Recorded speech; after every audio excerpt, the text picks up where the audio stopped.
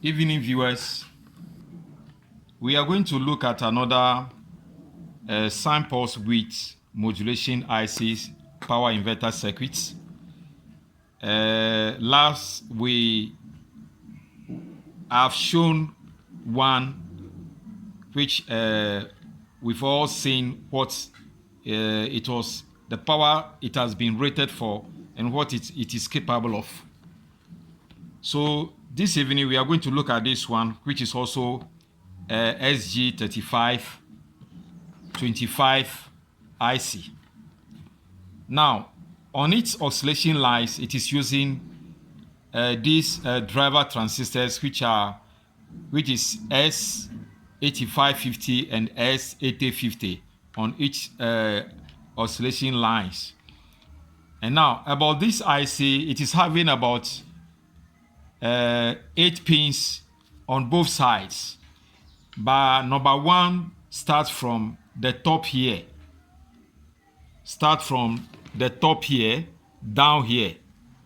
So when you start from here, number one, the down one is your number 8. When you go to your your right side, you start number 9 from down here to the top. So it has 16 pins, and then the oscillation pins are number 11 and 14. And this circuit board is rated for, whenever all is set, it is rated for the power of 2000 watts. So that is it. Now we're going to test it to see if the board is okay. So normally what I do is that after I build the circuit board, I usually test it. So my DC terminals is black and red. So this is my DC power device that I'm going to use, showing 12 volts on the LCD. And then this is the red terminal, which will also go to the red of this. Now, so the LED is on, showing that there is a direct current of 12 volts going into this circuit board. So we're going to test this to see, we're going to read the board to see if it is working.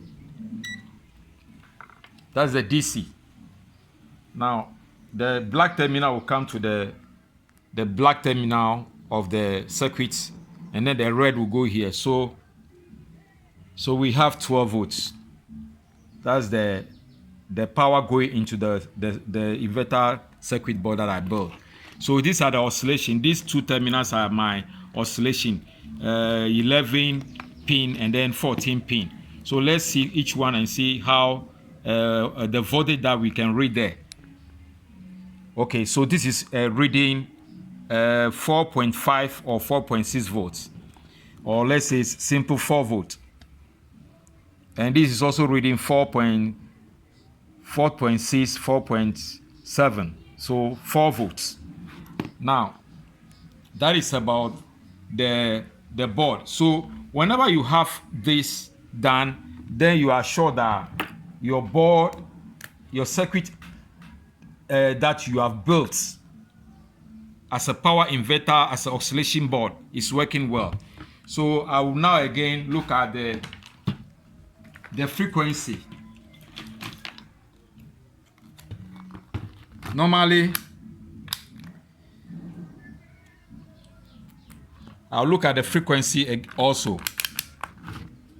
So this is what's showing my frequency.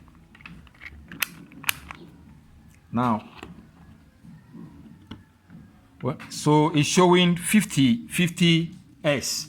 Now this is the variable resistance, which is used to regulate the frequency. So whenever as I'm turning it, it is increasing. So you now turn it down again till you get your 50 S. So that is how it is done. Now, why do I normally have to set my frequency before fixing everything as a power inverter? It helps because whenever all the power transistors and everything is set, and that you have to, and then the whole system is working before you have to set your frequency, it disturbs the circuit, and that the circuit doesn't function well. And then the sound that you'll be, the normal sound that you're supposed to be hearing, you will not be pleased.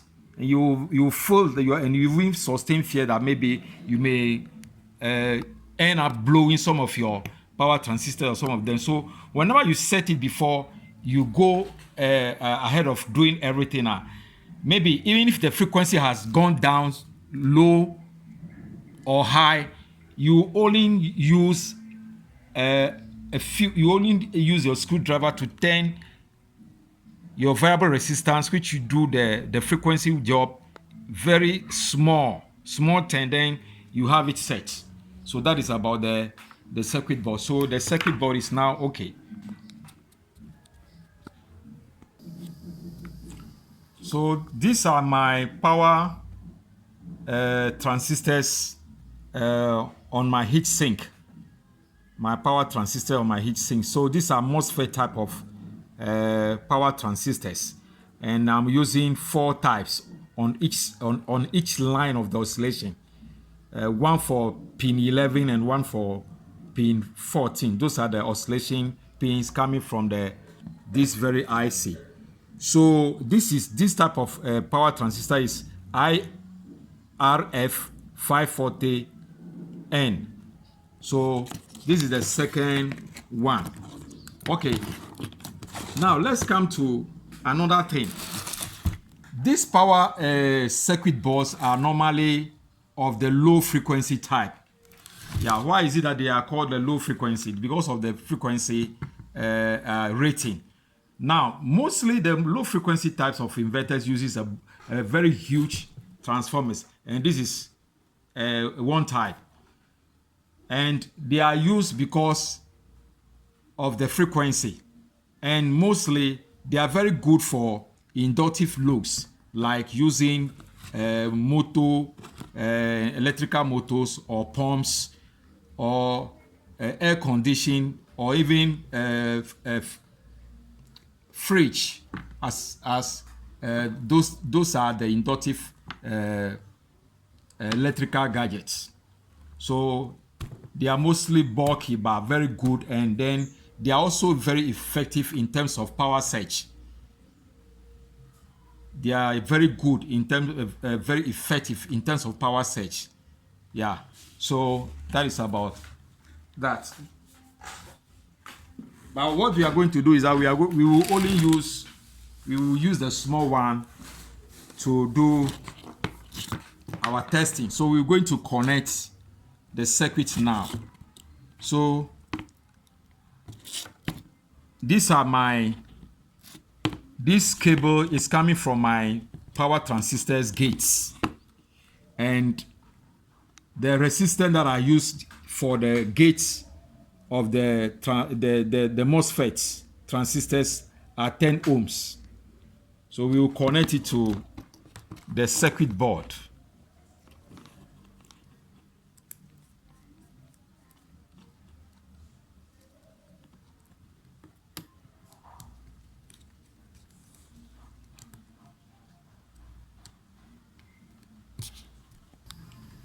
So we have finished with all the connections. That means the installation.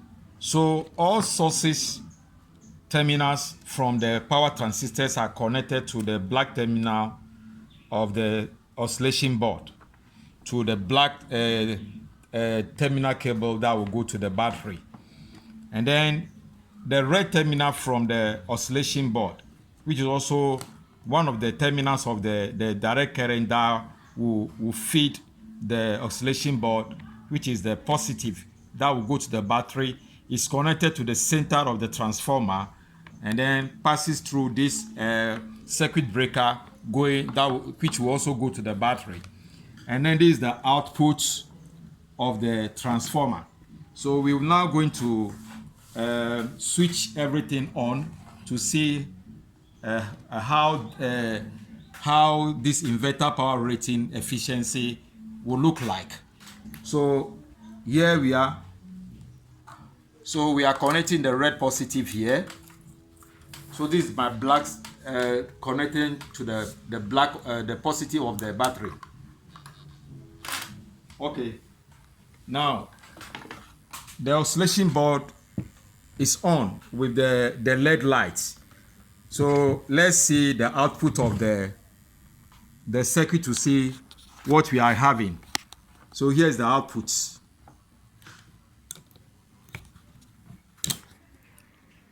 Yeah, so we get 231, almost 230 volts, which is nice. You get 230 volts. Okay. Let's see the frequency to see if there will be any adjustment or not.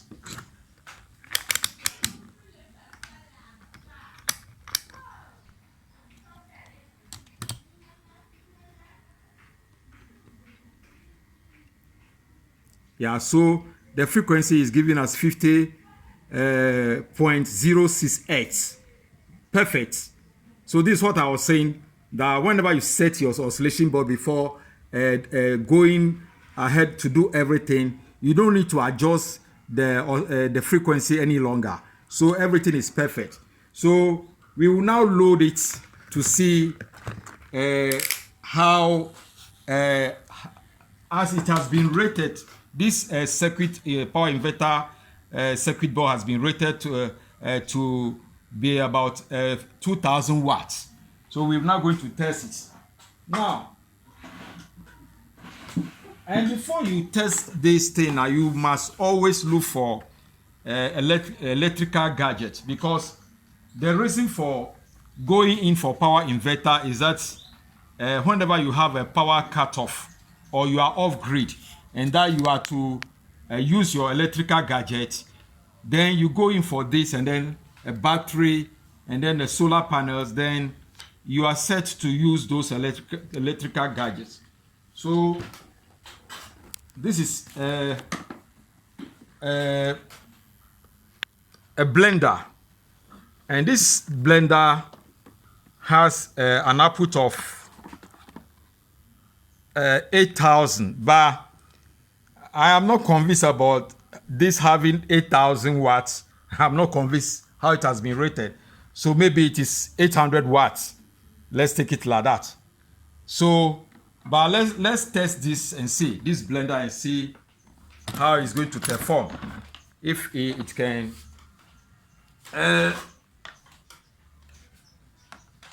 work effectively. So that's it.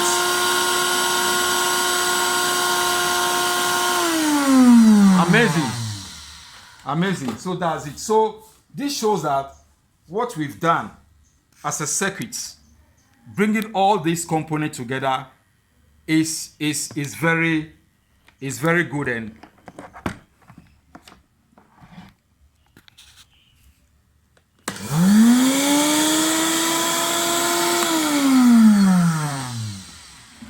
now that's it. And